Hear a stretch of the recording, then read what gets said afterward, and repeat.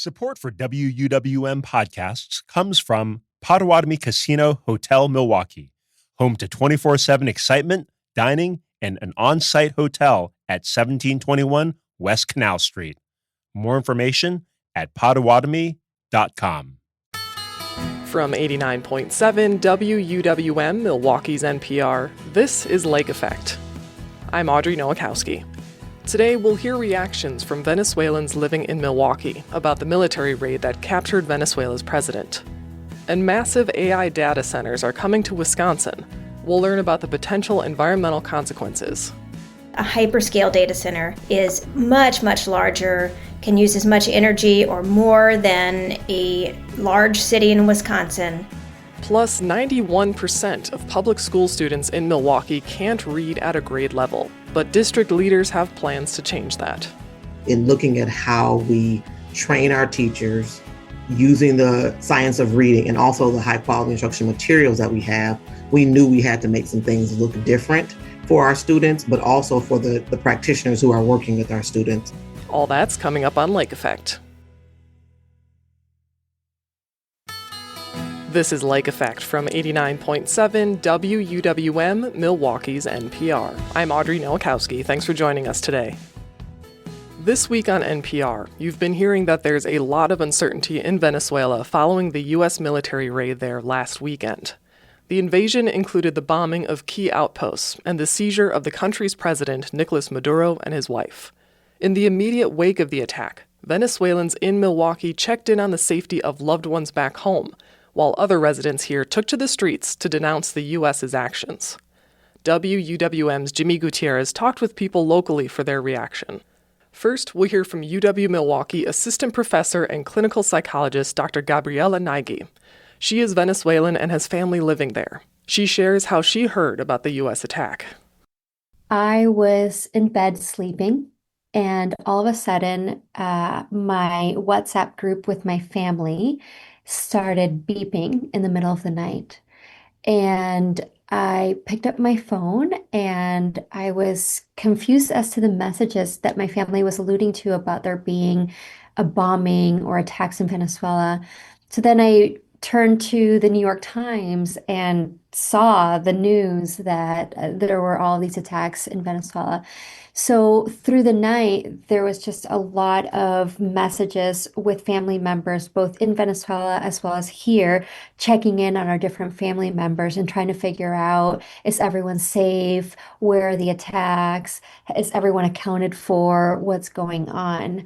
And it was very confusing to try to synthesize what we were hearing from our family in Venezuela, who were very confused as to what this was about, as well as what we were seeing in the news and channels here in the United States. And was everyone safe? Everyone, luckily, in my family, yes, was safe, primarily because those attacks were around military areas.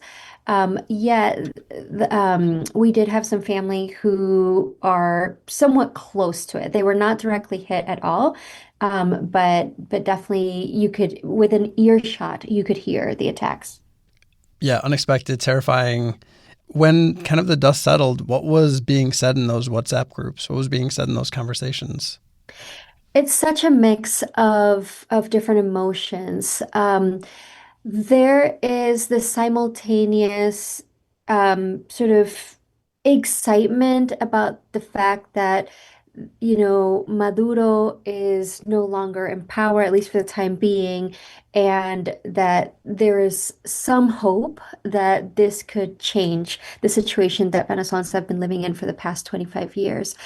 And at the same time, I think there's a great deal of anxiety about what comes next, right?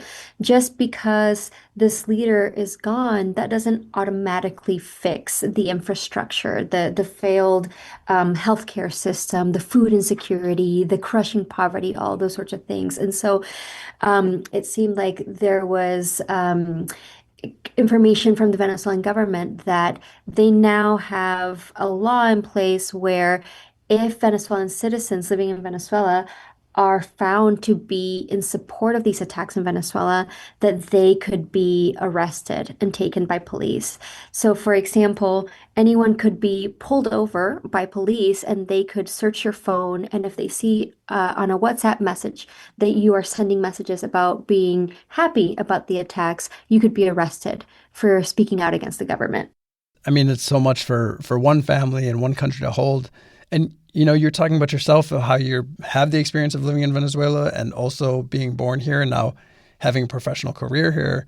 I'm curious, how do you make sense of what's happening, both from our own government and then having so much family history and family that's still there? A few things come to mind. First, there's a lot of people from Venezuela who received temporary protected status or even refugee status. And now that is in question. In January, the U.S. government sort of indicated that they would not reinstate or extend TPS for Venezuelans. And so right now there's some legal challenges to that, but there's really sort of this place of limbo where many people who have TPS are very concerned that they might not have that protection to be here and might have to be sent back to Venezuela or stay here in an unauthorized way. Um, there's also this sort of cognitive dissonance that many Venezuelans are experiencing with, you know, that excitement or that happiness that I talked about, but also intense anxiety about what comes next, right? There's been more than 25 years of disappointment of lots of different attempts to change this that ultimately have failed. Um, I think that there's a segment of Venezuelans who have left who feel some sort of survivor's guilt. They might still have loved ones in Venezuela who are dealing with things like poverty and not having access to basic medicines. Um, and then there's sort of this pressure from the United States about now Venezuelans have hope to return and this pressure for them to move back to Venezuela. But what I'll say is that just because this leader is gone, that doesn't automatically fix the conditions for why people left. And so moving back to Venezuela could bring about re-entry trauma, which is people, who left Venezuela because they were traumatized and who had really very real reasons for leaving, coming back to the same circumstances could be very stressful, if not traumatic. That was WUWM's Jimmy Gutierrez speaking with clinical psychologist and UWM assistant professor Dr. Gabriela Naigi about the U.S. military raid of Venezuela. Jimmy also checked in with Maria Fernanda Basmaski. She directs the Latin American Center at the nonpartisan think tank, the Atlantic Council. As someone who's steeped in this policy work and understanding of the regions, what could families abroad expect? What do you expect to see in Venezuela? And then also, what do you expect working all across Latin America? I think that things are going to be potentially worse before they start to get better. I think that we're going to see people leaving Venezuela. Remember that the migration from Venezuela that we've seen for the past decade or so has been the largest in the world. A quarter of the population has left Venezuela since 2015-ish. That's roughly 8 million people. And the economic collapse of the country is also the worst in the world. But fast forward to today, there's still a lot of confusion.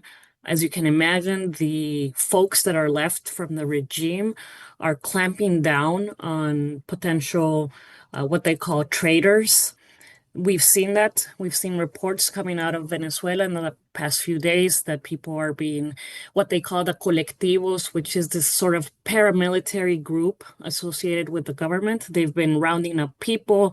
Any sort of inkling of dissidence is being brutally met with violence. And so there's a lot of concern. And the United States has said that they are running the country. We're not quite sure yet what that means. You know, when you and I had first talked, and just going over your center's work, is looking back to early 2024, you and your team put together a strategy for the U.S. working with Latin America and Caribbean countries, which we're going to share in the web post if folks want to see kind of your takeaways there. But what were some of the takeaways that you all landed on? And does this sort of intervention kind of align with what you found? So that strategy was put together after a number of conversations with folks that have been in the U.S. government, folks that have been in regional governments, including heads of state, cabinet ministers. We talked about a number of issues, and it's our attempt to make that a coherent paper. But I think that the key takeaways was that engagement with the region is positive, that a world in which the United States retreats and is more isolated is more dangerous. We believe that engagement should prioritize cooperation over coercion. But of course, the Trump administration has a different approach and a different kind of the way that they view the region. We see that reflected in the national security strategy that came out in December of last year.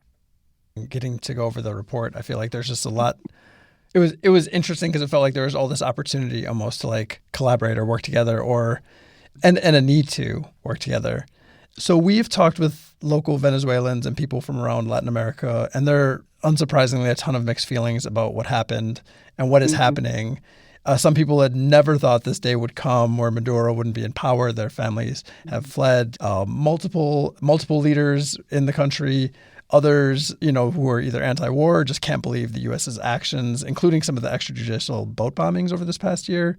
And I'm curious, just what is the thing that you're paying attention to in this moment that kind of strikes you? I think that the military action on Saturday will go down in history as one of the most audacious foreign policy moves by a U.S. president. I think that that's something we can say objectively. And then, whether we can talk about the legality of it or was it a good thing? There's been a lot of talk about, how you could be in favor of Maduro's removal of power or his not being in power anymore, but also be against the way that it was done. Again, what comes next? That is the most important question. As of right now, I would say that the removal of Nicolás Maduro and his wife is more show than anything. And I say this because right now the president of Venezuela is his former vice president. So effectively, the Chavista regime is still in power. And in a way, like nothing has changed for the Venezuelan people. It's such a big country, and it's a country that has such vast oil reserves and is sitting atop a bunch of critical minerals that are so important for other geopolitical reasons that it's complex. I think that this won't be the last of President Trump's direct actions in the region. And I think that, this is an unconventional precedent with a Secretary of State and National Security Advisor who knows the region really well, who has, of course, personal ties to the region. And I would dare say, Jimmy, that this is just the first of other big U.S. actions in the region.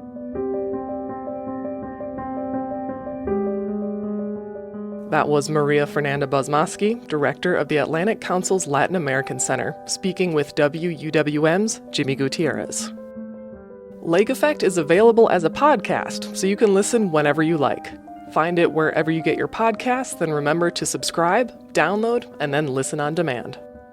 In about 20 minutes, we'll learn how Milwaukee Public Schools hopes to improve reading levels among its students. But first, we'll explore the environmental impact data centers have on communities, as more of them are being built here in Wisconsin. Keep listening to Lake Effect on Milwaukee's NPR.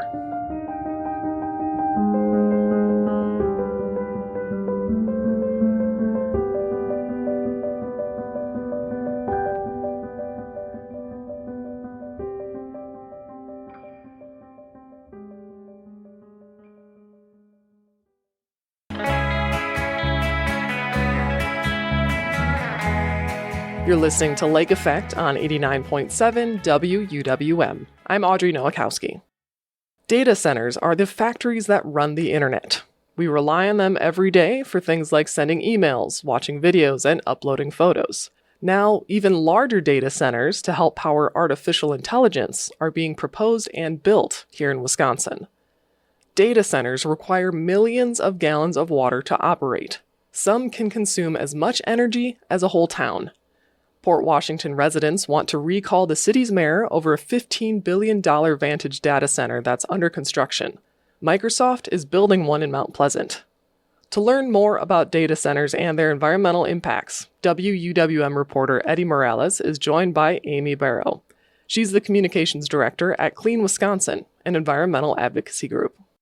Well, data centers are just basically buildings that house computer servers and other computer components to basically handle our digital lives. So if you're streaming a movie or if you're looking at your email or any of those things where there's kind of a cloud, you're not kind of sure where those things are physically located, they do have a physical location at a data center. So it's where all that data is stored and managed and processed when we need to access it.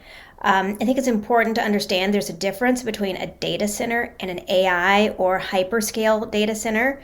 Wisconsin's had data centers for a reasonably long time, certainly a decade or more, but we haven't had hyperscale or AI data centers finished to this point. But a hyperscale data center is much, much larger, can use as much energy or more than a large city in Wisconsin. And that is where I think people are starting to see the scale of what's happening with a lot of concern. Yeah, and scale is something I wanted to touch on. And you did a little bit of this already, really putting things into perspective. But physically, can you explain the scale of them and put into perspective the energy resources that it takes to operate these data centers? Well, we're seeing these AI data center campuses as large as 2,000 acres in Wisconsin. And so that's quite a large footprint with very large buildings in the hundreds of thousands of square feet. And what we're also seeing is that there's going to be a lot of energy use associated with these facilities. So at Clean Wisconsin, we tried to kind of put it in a perspective that people could understand. So we're seeing data centers proposed or now planned in Wisconsin that are over a gigawatt in terms of their power demand. Well, if I say a gigawatt to most people, that doesn't mean anything. So Clean Wisconsin did a home to gigawatt comparison, right? So how many homes worth of energy demand is that? In Wisconsin, 1 gigawatt is the energy demand of more than 1 million homes. We only have, I think, about 2.6 or 2.8 million homes in Wisconsin. So when we look at some of the data centers that have been approved so far, Microsoft, Vantage, the Meta data center in Beaver Dam, we are talking about facilities that use combined far more energy than all of the homes in Wisconsin combined.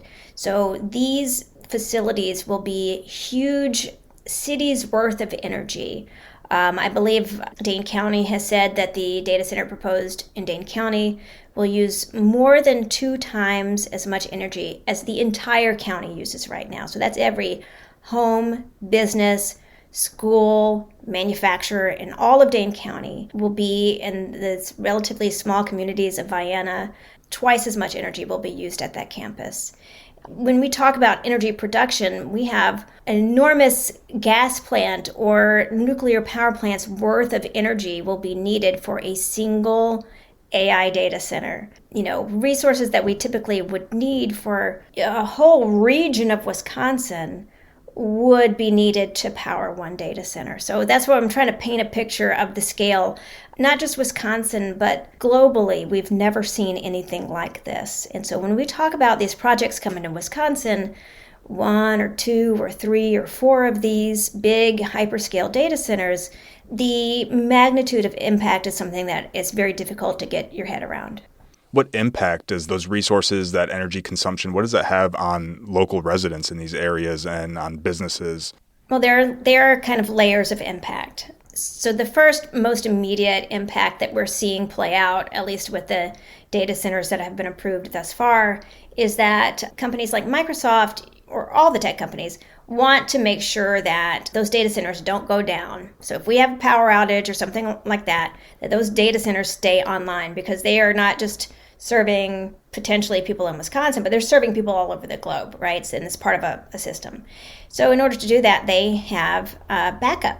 And in the case of Microsoft data center and from what we understand, other data centers, that's diesel generator backups. So that means that on the site of the Microsoft data center in Mount Pleasant, they've gotten air permits to have hundreds of diesel generators on site, which will be started at least monthly to test. So if you live near a data center that's got hundreds, and again, that Microsoft data center in Mount Pleasant is not as large as some of these other data centers that we're talking about, hundreds, if not close to 1,000 diesel generators starting up on site once a month, and all the air pollution that brings with it, that's going to immediate impact for the people who live right in the area. If you're talking about southeastern Wisconsin, that area is already in non-attainment for air pollution, for ozone air pollution. So a diesel generator, a whole bunch of them, is really a terrible thing for the people who are living in these communities.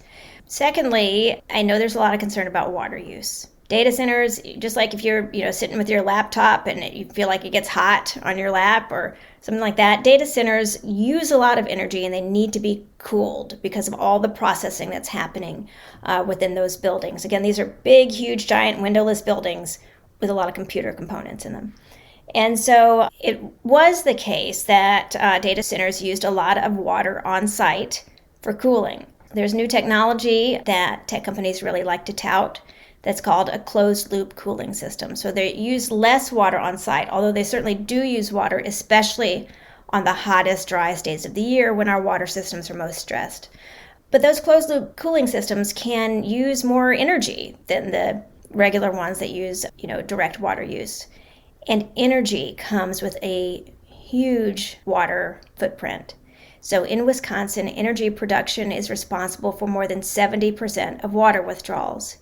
So when you have a data center that's using an entire city or more worth of energy, and you have power plants built to meet those needs, then you're going to see an increase in water withdrawals to cool those power plants. So when we talk about data center water use, we have to look at the entirety of its water use, not just what's happening on those 2,000 acres, although certainly water will be used, but what's happening in the region. Again, when the Microsoft data center, we saw a gas plant build out that's underway to serve that data center. We're seeing another, 4 or 5 new gas plant proposals in Wisconsin to meet the needs of increasing demand.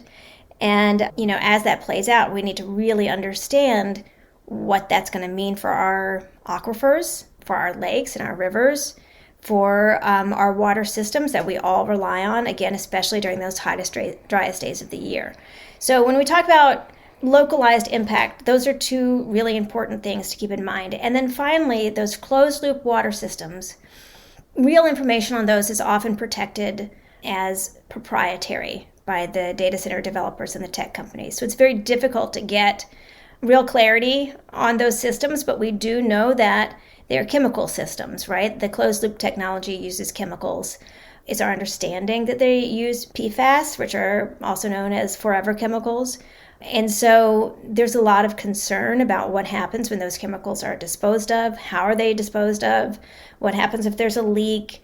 And I don't think we've found any real answers to those things. Is Wisconsin a hotbed for data centers? It feels like Wisconsin is a hotbed for data centers, but it almost seems like every state is a hotbed for data centers. Certainly this is not a thing that's unique to Wisconsin. But I will say that since Wisconsin passed tax incentives for tech companies, that's when you started to see data centers really start coming in and getting proposed. So, these tech companies, some of the richest companies in the world in Wisconsin, do not have to pay sales tax on their computer components that are going to be in those big AI data center buildings. So I think in that sense, we're a hotbed for data center development. Also, as I mentioned, we have plenty of water here. We have plenty of what a tech company might consider open space. So you'll notice they're going into agricultural areas. They need 2,000 acres for a campus, and they are buying up farmland and settling in. So that makes Wisconsin desirable. You're not going to see a big 2,000 acre data center plop down in the middle of New York City. They've got to be in a place where there's going to be room. And you have really accommodating energy utilities that are buying up the parcels of land near the energy generation sites and saying, okay, data center, come here. That happened with We Energies, drawing in the Vantage data center, in fact, telling the developer, hey, you can make this even bigger than you planned. We can give you the energy. Alliant Energy working with the QTS in Iowa saying, hey, come up to Dane County, Wisconsin. We can accommodate your data center up there. And so you're seeing just this wide open door in Wisconsin, and certainly tech companies are ready to run through that. So what are some arguments for data centers? I think you need to ask yourself, I guess, what is the benefit of artificial intelligence, or is there a benefit? And that's a question kind of like for humanity. I don't know what to say.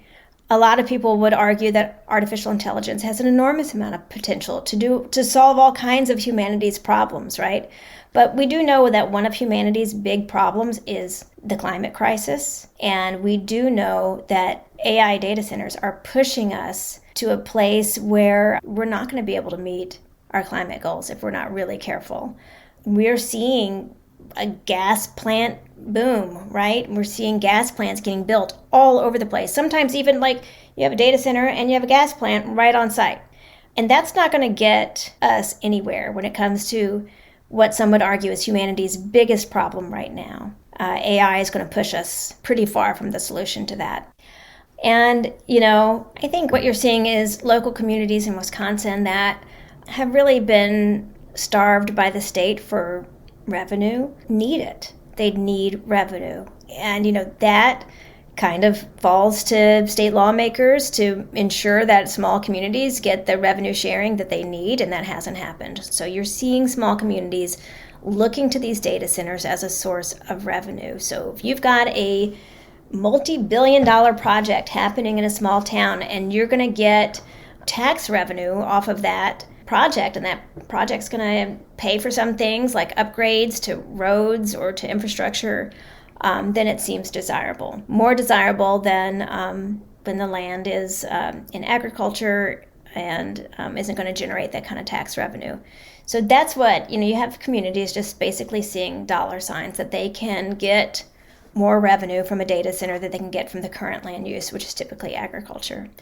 I think, and the data center developers would say, hey, we're coming in here and we're going to be billions of dollars in construction are going to be happening. And during construction, that is a lot of jobs. It's unclear how many are local jobs, and, much of the data center is specialized. So some things will be local jobs, probably like, grading and concrete pouring, but some things will not be. So it's kind of hard to tell how that's going to play out. But certainly, while construction is in progress, you'll see a lot of revenue, a lot of economic activity. It's unclear what happens when that's all done. And one thing that I think is a real big fear is that we all know technology changes quickly and things become obsolete really fast. And so what happens when these hyperscale data centers aren't needed anymore, when they're obsolete? Because these are very specialized buildings. And so that's also a concern. I think it's important for communities to understand that when you have a building or a series of buildings that uses as much energy as the entire city of Milwaukee, your community is not going to be the same. It's not going to be like nobody notices that.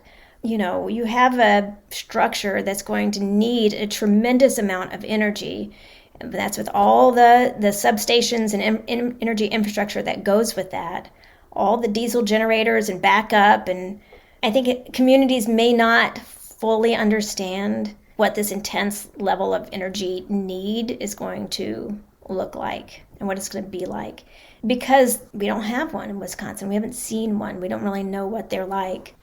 And so we talked a little bit about basically the pros and cons to go along with that. Is there anything from looking at other states and other data centers that is like a learning lesson or a way to say like, hey, if this is going to happen here, this is a middle ground or a compromise that could make it the best case scenario for this happening where we live? I think there are a few things happening in other states. Certainly, we need to start trying to figure out, because there are going to be AI data centers coming to Wisconsin. That's going to happen. They've been approved. They're under construction. Maybe there will be fewer than tech companies desire, or some may get rejected, but they're coming here. They're going to be here. And so how do you manage that? Well, first, you try to get something called demand response, which means that the data center or tech company must agree that in times when our energy systems are stressed, that they can back off of their demand a little bit. Maybe we don't need to use all of the energy 24 hours a day, 365 days a year. So demand response, so that means the energy company can kind of back off the energy given to the data center during times of emergency. Instead of diesel generators, battery storage would be much better for the people in those surrounding communities. Certainly, a tech company that's willing to kind of inject some funding into energy efficiency programs in the state, so that we can at least try to get a handle on energy use statewide, because again, that huge increase in demand is going to be a real issue, a real driver of new power plants. That's something that I think in Minnesota, for example, you see that some of these tech companies and data centers are required to kind of put more money into different programs that help with energy efficiency and insulation and things like that. And, certainly on the campuses themselves, paying attention to wetland preservation and water reuse and, different environmental activities on the data center campuses themselves to make them as efficient and able to continue to have some habitat as possible is important.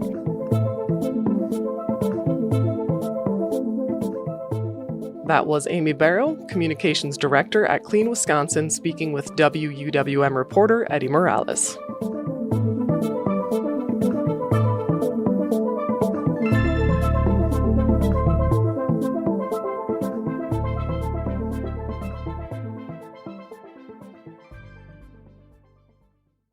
Just around 10% of students in Milwaukee public schools can read at grade level. But a new literacy plan by the school district promises to change how students learn to read. The plan comes in response to new state legislation called Act 20 that requires districts to use science-based reading instruction. WUWM education reporter Catherine Kokel is looking into literacy in her series called Turning the Page, Teaching Milwaukee to Read. She talked with Ana Gabriela Bell Jimenez, the academic superintendent for literacy at MPS, and Jennifer Mims Howell, the district's chief academic officer. In their conversation, they'll reference the district's new teacher training program called Letters. We find ourselves in a historical time in the United States in relationship to public education and academic achievement for reading. So in 2023, Wisconsin passed on legislation to create assurances that students were receiving daily instruction that was aligned to what we now know to be the science of reading. And this was in response of understanding that nationally, academic achievement for reading is extraordinarily low. It's very, very low, right? So I say that we are in a historical time because since 2023, we have been protected by legislation to create that assurance that daily instruction is delivered using materials that are of high quality, that are aligned to standards, and that we're using pedagogies that are aligned to the way in which the human brain learns how to read and write. And that sounds like something that is very logical. Like, of course, it would make sense for us to be able to do all of those things. But the fact of the matter is that historically we have, and I say we because I've been a licensed teacher for more than 20 years. And when I received my initial training, the pedagogies that I was taught and I was expected to use are now debunked, and they're not aligned to the way in which the brain needs to learn how to read and write. So it's a beautiful opportunity, and it's a grand opportunity because it requires for all of us to be able to be re-enamored with teaching, because teachers want to feel successful. Teachers want for their students the same thing that they want for their own children, and that is for them to have access to options and choices. And a big part of that comes from being able to read and write. One of the things I think I want to make sure we talk about is about 91% of students who are not reading on grade level. We need to change that narrative for the students of Milwaukee Public Schools. And so in looking at how we train our teachers using the science of reading and also the high quality instruction materials that we have, we knew we had to make some things look different for our students, but also for the practitioners who are working with our students. And so since Act 20 was something that Wisconsin had to do, Milwaukee Public School teachers had to be trained, we wanted to make sure people had the tools to do the work, but also know what to do with the tools. And so they needed instructions. And so we've been rolling things out a little bit differently this year. Well, in the past, people had things as they were preparing their lesson plans, they could prepare them for the whole year if they wanted to. We're taking a different approach now. We're giving them bite-sized modules. So we're giving them 3 to 4 weeks at a time so that they remain present in what they're doing with the students. They're using some of the tools that they just recently learned in professional development. And then at our professional developments that we're having that are half-day professional development this year that the board gave us permission to have, we are showing those teachers how to use the tools from letters and also the high-quality instruction materials to deliver what the students need as they work with them in the classrooms. I have a few follow-up questions on that, but first, Dr. Beth Jimenez, what framework did you use to teach young students to read that you mentioned is defunct? Were you using the whole language program? Yes, in 1999 and in the 2000s, the vast majority of the teacher preparation programs pointed us into a balanced literacy framework. And I, as many other teachers, were looking for answers. And when you're looking for answers, you will knock on everyone's door. And you're going to try all the things until you're able to find a solution. And what I found as a practitioner really early in my career was that even though I was working really, really hard, my students were not becoming literate. They were not becoming literate. So I moved really quickly from being a novice teacher into being a teacher that was looking for a master's degree in reading. So why is letters training the answer to this? My understanding of whole word language theory is that it was a curriculum that encouraged students to use context clues and fill in words in a way that valued things like phonics and syllable learning a little less. That's a very simplistic overview, but feel free to expand on that. But then I'd like to know why letters training is the answer. What makes it different that means it will work in our school district? So letters is a professional development opportunity. So it is not a curriculum. What is important to consider when we're talking about the science of reading and the pedagogies that are framed in the professional development that is letters is that all of the pedagogies are substantiated by research.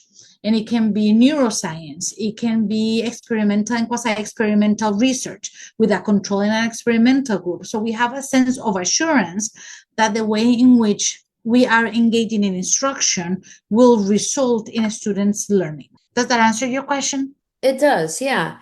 Is there, the word blame is bad, but I think a lot of school districts have been grappling with this in the last several years, that the way that they were teaching students how to read wasn't working. And in a sense, a generation of students has not been served through this. I know that MPS is very forward-looking in all of this, but how do you grapple with ways that your predecessors have failed to do this? I think one of the ways is we're taking a different approach. I think we agree with you. There is no blame. What happened, but we were doing it based on what we knew, as Dr. Beth Jimenez said, as teachers, what we were taught, the ways we were taught for whole language. But we also knew that there was always a space for teachers to add some creativity in there. We know all students need differentiated types of learning. So we knew that we had to make things look different for students with disabilities, students who were English language learners, and then students who, showed that they were gifted, had some gifted and talented skills as well. So we've been differentiating for a long time. And we also know not one thing works for all students. And so as we look at the science of reading, we are looking at what works for the brain of a young child versus the type of student that we're talking about, or making the differentiation in the type of curriculum we're using or the modifications to what we're using. So I think our approach is a little bit different. But then we also think about how we are training our teachers. We realize we can't just continue to give them everything at once. We have to let them know that the high quality district adopted instructional materials is the expectation of what will be used in our school district. So we've been really looking at the materials that we're giving teachers. And we realize we can't give them everything at once because they're learning it new, just like their new students are learning each year they come in at the beginning of the year. We knew we had to go slow to go fast. We know we have some advanced learners out there too. So we know we also have to keep them engaged and keep them feeling like they want to continue to interact with us and keep them engaged in what's next and what's coming, keep them hungry for the next steps. And so how we're rolling things out is a little bit different as well. So we are definitely looking forward, as you said before, because we know that some of the approaches that we're taking will benefit our students.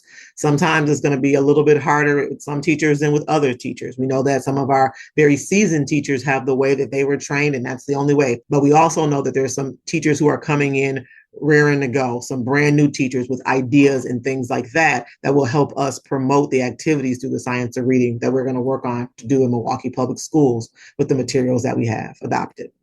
Well, thank you. That is so well encapsulating where we go from here, right?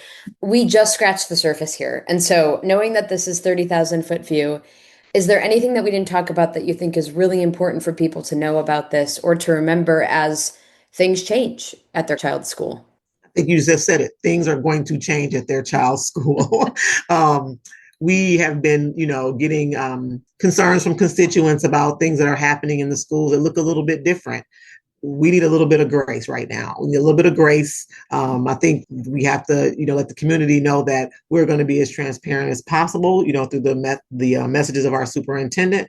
And when we ask for input and when we hold community sessions, we want people to come out and give us input. We don't only want them coming to the board meetings, but we want them to show up at their child's school for parent-teacher conferences. We want constant communication with that child's teacher and talking about what's going on in that school community with that school leader. We want to make sure that the culture and climate and the environment is set for learning so that our kids have an opportunity to learn.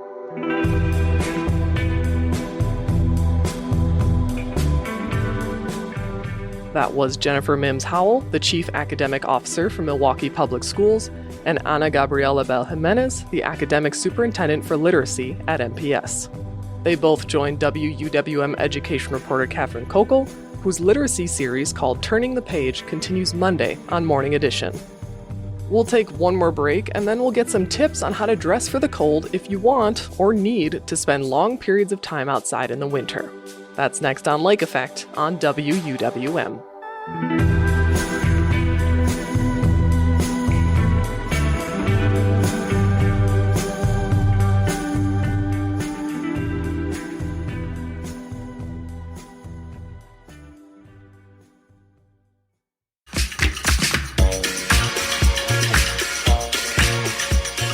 This is Lake Effect on Milwaukee's NPR. I'm Audrey Nowakowski. In the winter, many of us find ourselves spending more time in our homes. But that's not always an option, especially for people who need to be outside for long periods of time, like farm workers, delivery people, or EMTs.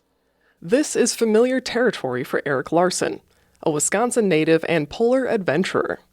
Through his work, he's learned how to survive in extremely cold environments. And, as an expedition guide, he helps others do the same. He joins Lake Effect's Joy Powers with his tips on how to stay safe and warm when you spend time in the cold. What are some of the top things to keep in mind when you're preparing to be in the cold for an extended period of time? I think, surprisingly, one of the most important things that I focus on, quite honestly, is not getting too hot. You really don't want to sweat and overheat because as soon as you start cooling off, your body loses its ability to insulate itself. Aside from that, I always tell people, or I always ask people what their goals are. Depending on how you're outside really informs what you do and how you dress. For example, if you're sitting in a deer stand and not moving, that's quite different and a quite different approach to layering and wearing cold weather gear than, say, running or Nordic skiing. So let's go through a couple of those. If you are someone who might be going outside and they are mostly sitting, maybe they are a police officer and they're standing in a specific spot, or they're hunting, and as you mentioned, they're in a deer stand. What are the ways that you want to dress if you are doing something that is relatively inactive? Quite honestly, as much as I said there was a distinction, it's still all relatively the same. And, you do want to dress in layers. I like to have a light wicking layer next to my skin. So basically, you have a wicking layer and then an insulation layer, something that holds in the heat, and then a shell layer, something that protects you from the wind. And the less likely that you are to move, or the colder it is, the more insulating layers that you really will need to wear.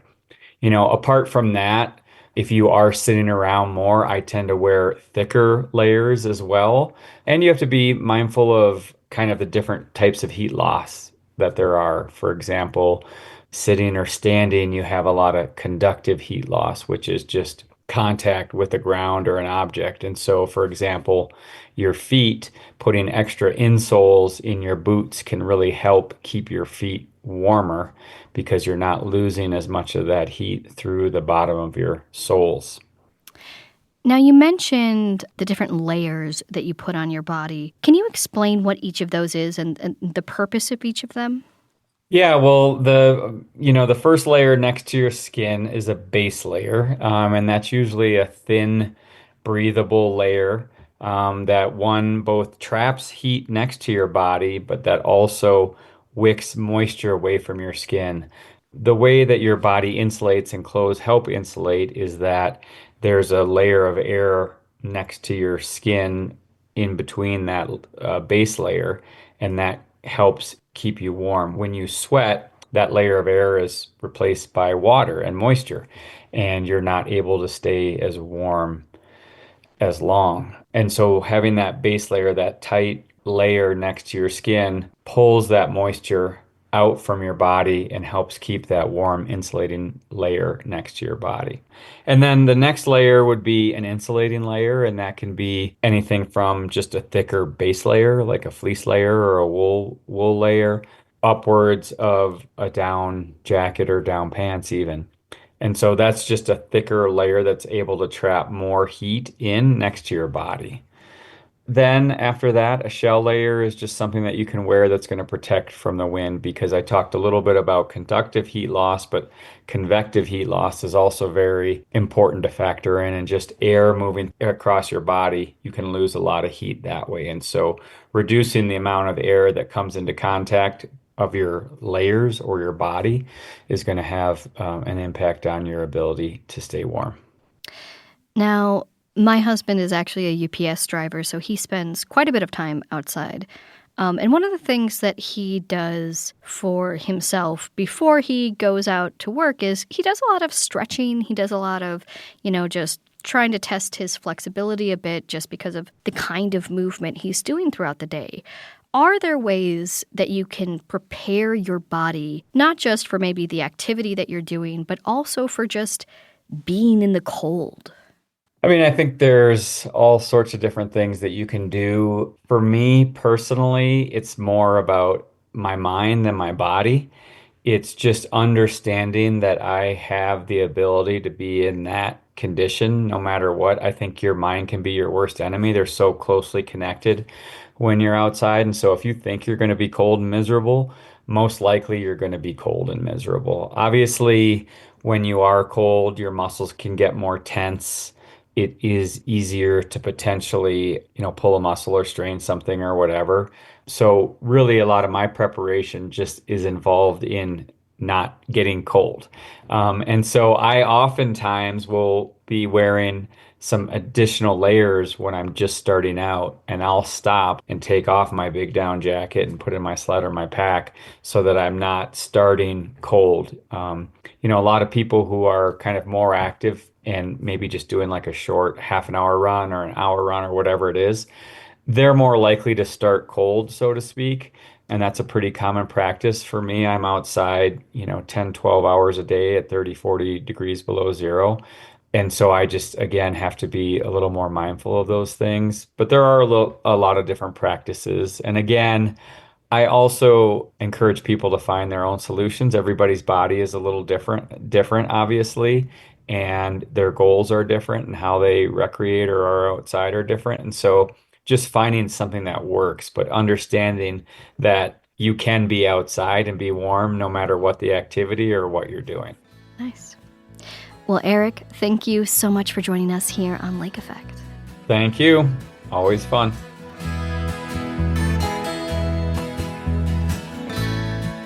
Eric Larson is a polar adventurer, expedition guide, and Cedarburg native. He spoke with Lake Effect's Joy Powers last year. And that's Lake Effect for today. I'm Audrey Nowakowski.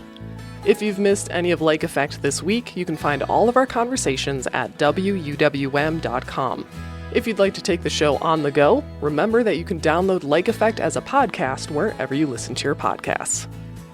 Tomorrow on the show, Milwaukee County Executive David Crowley will look back on 2025 and what's ahead for the county in 2026. Plus, we'll learn about the multi-million-dollar project Milwaukee Public Schools took on in 2025 to get lead out of schools. Thank you so much for joining us today, right here on listener-supported 89.7 WUWM, Milwaukee's NPR.